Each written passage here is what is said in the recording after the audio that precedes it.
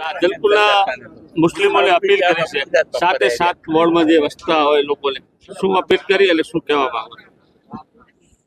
7 નહીં પણ 6 વોર્ડમાં મુસ્લિમો વસે છે. એક વોર્ડ લગભગ મુસ્લિમોથી બાકાત છે, ત્યાં મુસ્લિમની વસ્તી નથી. અમે અપીલ કરી છે કે જ્યારે 7 ટિકિટ આપી છે આપણને અને એવડો મોટો જ્યારે વિશ્વાસ મૂક્યો છે ભાજપ પાર્ટીએ, તો આપણી એક નૈતિક ફરજ થઈ ગઈ છે. કારણ કે ભાજપ પાર્ટી એક ડગલું આગળ આવી છે તો એના સામે 5 ડગલા આપણે આગળ જઈશું ત્યારે એકબીજાનો વિશ્વાસ કેળવાશે.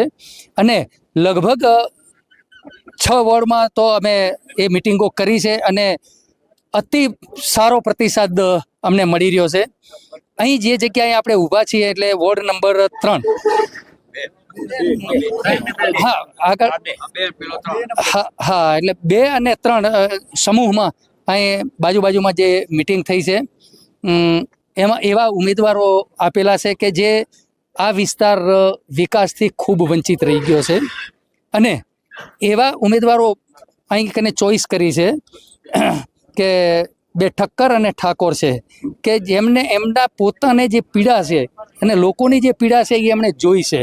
એટલે મને એવો વિશ્વાસ છે કે ભાઈ શ્રી રતિલાલભાઈ, કેસાજીના ભાઈ દીકરા રમેશભાઈ અને 2 ઠક્કર બહેનો કમલેશભાઈ બંને એ ખૂબ જ આ વિસ્તારને જો ભાજપની બોડી બેસશે તો એ ક્યાંય પણ કાચું નહીં કપાય એવી મને ખાતરી છે. એવા ઉમેદવારો અહીં મૂક્યા છે અને મને પૂર્ણ વિશ્વાસ છે કે આ વિસ્તાર એમને વિજય આપશે.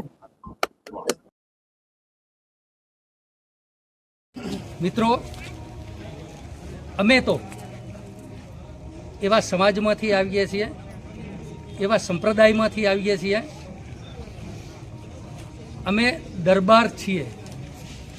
હું ઓળખ આપું છું તમને, ફક્ત ને ફક્ત સરદાર ખાન મારું નામ છે, અમરાપુર મારું ગામ છે.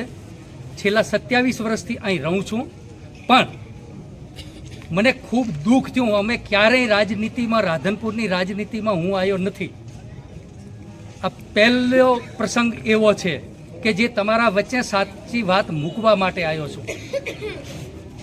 અમરાપુર ગામ એકતાની એ ભાઈ જે વાત કરતા હતા કે હિન્દુ અમારા ભાઈઓ છે પણ મુસલમાન જો ઉમેદવારી કરે તો એનું જમીર જતું રહેશે, તો શું અમારે આ હિન્દુ ભાઈઓ ભેગું નહીં બેસવાનું? તમે એકતાની વાત કરો છો કે વૈમનસ્ય પેદા કરવાની વાત કરો છો,